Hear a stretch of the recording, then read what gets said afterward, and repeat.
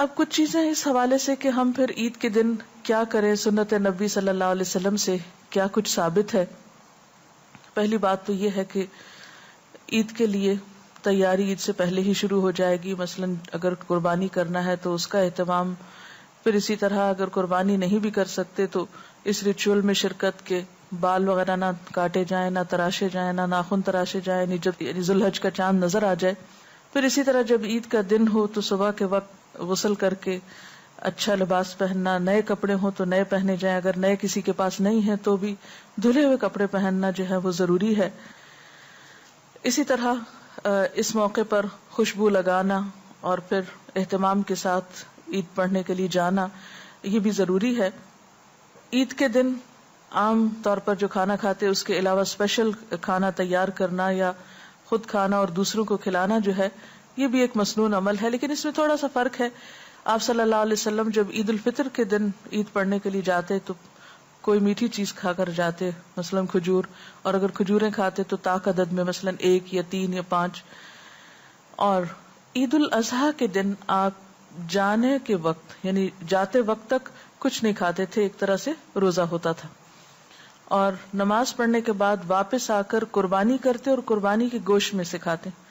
اب اگر کوئی شخص اتنا صبر کر سکے کہ واپس آ کے قربانی کرے اور پھر اس کو پکائے اور پھر کھائے تو بہت ہی اچھا ہے، لیکن اگر ایسا ممکن نہ ہو تو پھر انسان واپس آ کر یعنی عید کی نماز پڑھنے کے بعد کچھ بھی کھا سکتا ہے. پھر اسی طرح یہ ہے کہ آپ صحابیات کے بارے میں آتا ہے کہ وہ اپنے بچوں کو دودھ تک نہیں پلاتی تھی جب تک عید کی نماز ہو نہیں جاتی تھی. یعنی وہ اس سنت میں بچے بھی شریک ہوتے تھے، اللہ یہ کہ کوئی بچہ جو ہے وہ بالکل صبر نہ کرے یا بیمار ہو تو کسی بیمار کو دوا کھانی ہو یا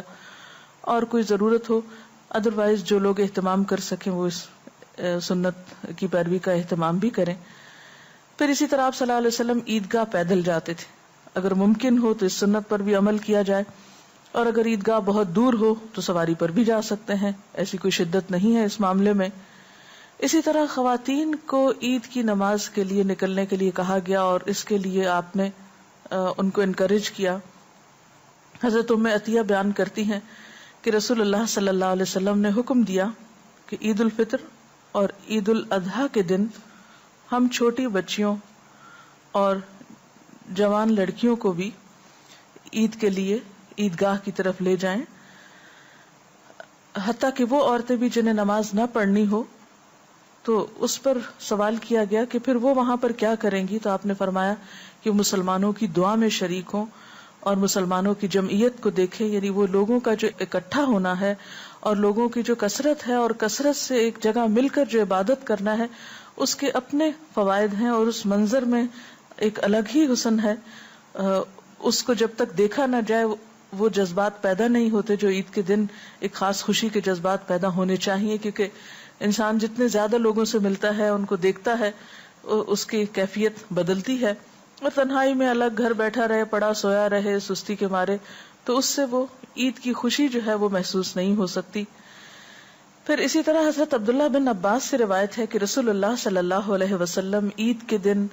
اپنی ازواج مطہرات اور بیٹیوں کو عیدگاہ لے جاتے تھے، یہ ابن ماجہ کی روایت ہے. پھر اسی طرح عید کے دن تکبیریں پڑھنا، عیدگاہ جاتے وقت اور واپس آتے وقت اللہ اکبر اللہ اکبر لا الہ الا اللہ واللہ اکبر اللہ اکبر وللہ الحمد، اس کا اہتمام کرنا چاہیے، کیونکہ اس دن خاص طور پر اللہ کی بڑائی بیان کرنی چاہیے،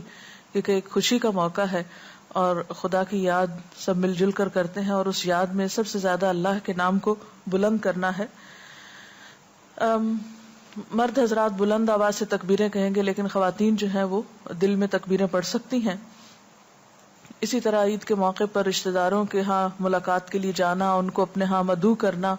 ہمسایوں کا خیال رکھنا، ضرورت مندوں کا خیال رکھنا، یہ سب بھی اس دن ضروری ہے. اور ایک اور اہم بات یہ کہ خوشی کے موقع پر پھر اللہ کو یاد رکھنا،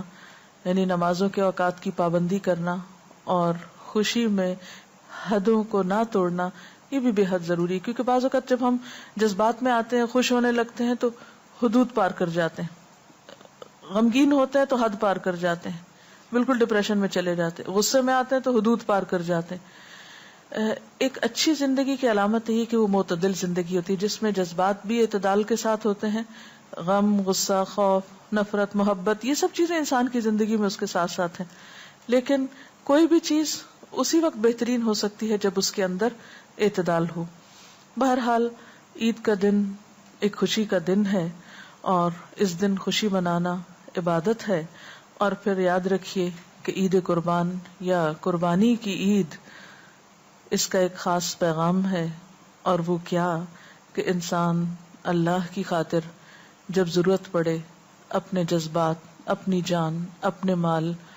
اور اپنی ہر پسندیدہ چیز کی قربانی کے لیے تیار رہے۔ اس سے محبت کا ہم دعویٰ کرتے ہیں